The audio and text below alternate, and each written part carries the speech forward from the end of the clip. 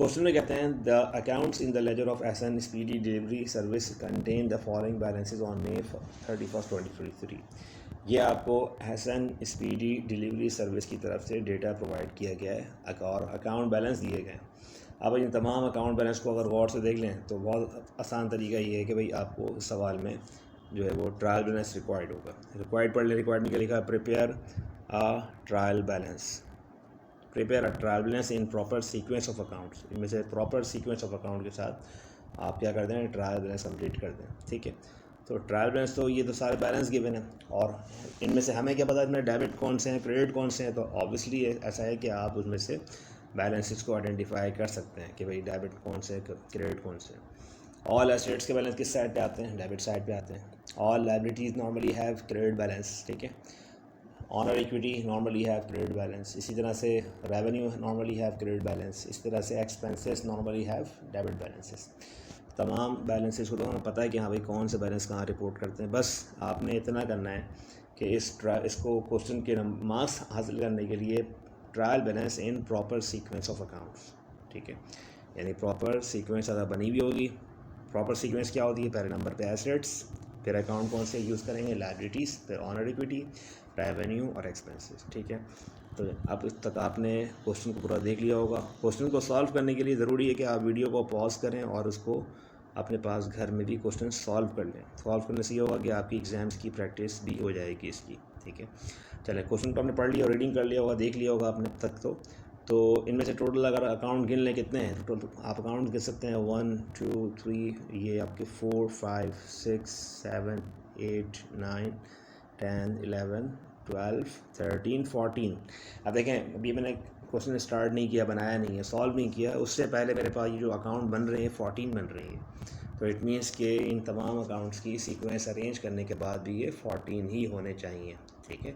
अगर 14 नहीं बन रहे तो इट मीन्स कि आपने कोई अकाउंट आपसे जो है वो रह गया है सवाल में, उसको भी आप मुकम्मल कर लीजिएगा, सही है।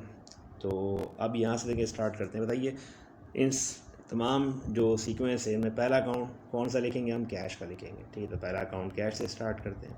कैश के फ़ौरन बाद हमें क्या लिखना चाहिए, अकाउंट रिसीवेबल, नंबर 2 पे आ गया। यानी पहले अकाउंट अरेंज करते हैं एसेट्स के, एसेट्स को अरेंज करना शुरू करें, बाकी दूसरे अकाउंट खुद ब खुद सब कुछ अरेंज होना शुरू हो जाएंगे। तो पहला अकाउंट कैश, कैश के बाद अकाउंट रिसीवेबल, उसके बाद आप आ जाएँ इसके प्रीपेड की तरफ। प्रीपेड भी एसेट अकाउंट है, ठीक है।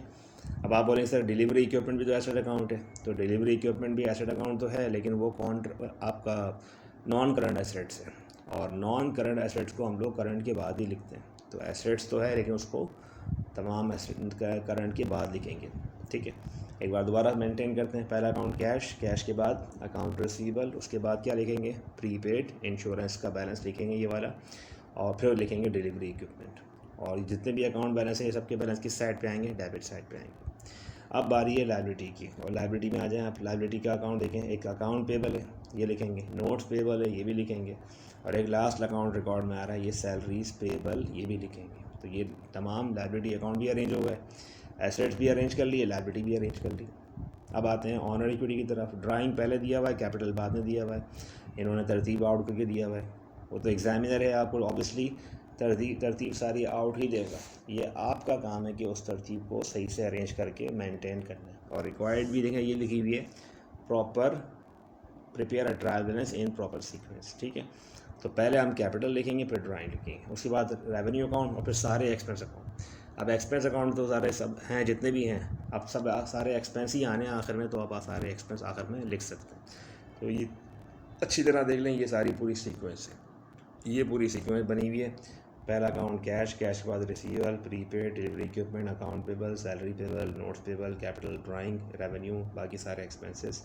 टोटल कर लिया आपने, टोटल इसकी डेबिट साइड क्रेडिट साइड दोनों जो है वो आप देख लें, दोनों क्या हैं, इक्वल हैं, बराबर हैं। इस सब क्वेश्चन में ट्रायल बैलेंस के इक्वल आने पे आपने खुश नहीं होना है कि भाई आपका ट्रायल बैलेंस जो है वो इक्वल आ गया, बराबर आ गया, आप खुश हो जाएं, नहीं। इस क्वेश्चन की जो नंबर मिलेंगे, मार्क्स मिलेंगे, वो आपको जब मिलेंगे जब आपने प्रॉपर ऊपर टॉप पे कंपनी का नाम मेंशन किया होगा, हेडिंग दी होगी, SR नंबर आपने सारे लिखे होंगे, ठीक है।